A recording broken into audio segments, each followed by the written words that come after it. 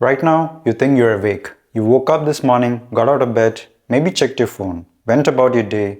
But let me ask you this. Are you really conscious or are you just functioning? Most people live their entire lives like this, asleep with their eyes open.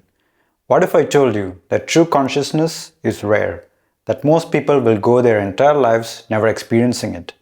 But today, I'm gonna show you how to wake up fully, completely, and permanently. Before we can become conscious, we need to define what consciousness actually is. And no, I don't mean just being alive. I mean awareness, true, deep awareness of your thoughts, emotions, actions, and reality itself.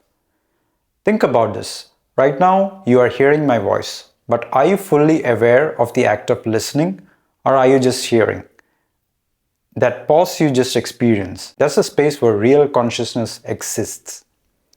Most people live in their minds, lost in the thought of reacting to emotions, moving through routines without a second thought. But consciousness is the act of stepping outside that fog and actually seeing reality for what it is. You live on autopilot more than you realize. Scientists say that 95% of your actions are dictated by unconscious habits. You wake up and grab your phone automatically. You eat the same foods, react to stress the same way, repeat the same thoughts. Personally, if I sit on the same desk for more than a month, I don't feel productive anymore on that desk to come up with new ideas.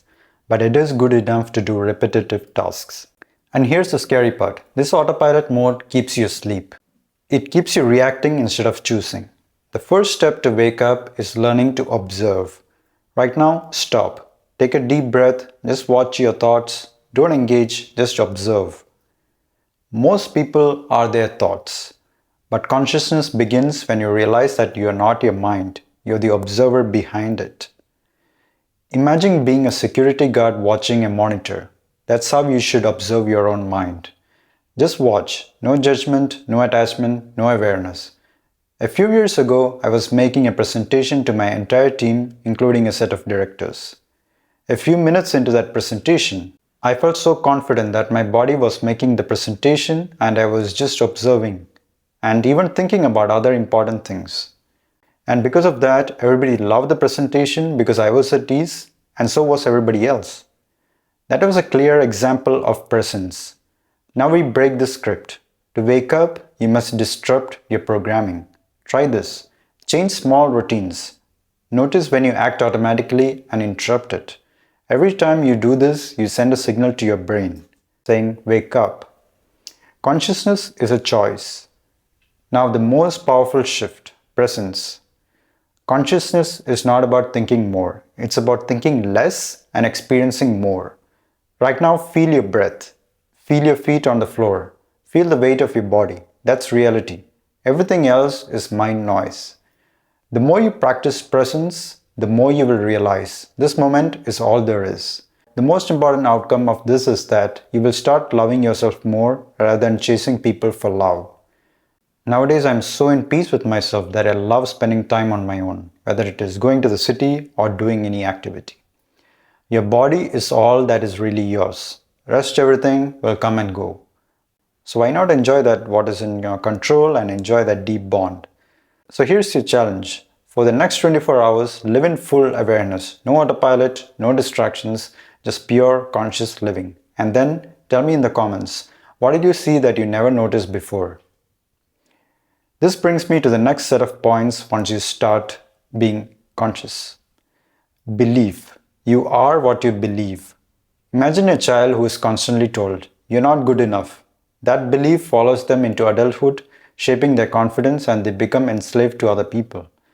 But if the child was encouraged, empowered to speak up, and given the power to shape their own future, they would become true masters of their own destiny and success due to that belief alone. Words have power. They can either plant seeds of doubt or inspire greatness.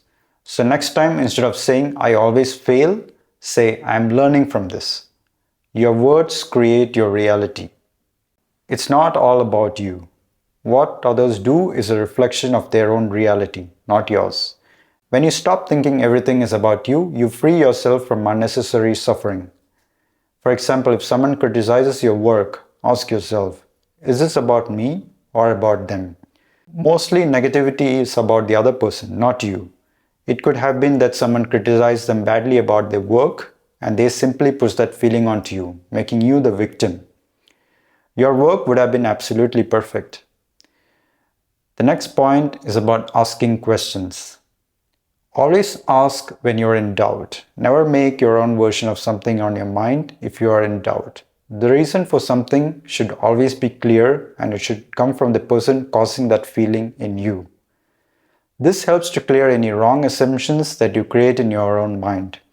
Once you are totally clear on the reasons, you can clear that part out of your head and let go instead of creating multiple versions of the reason on your head and constantly thinking about it again and again.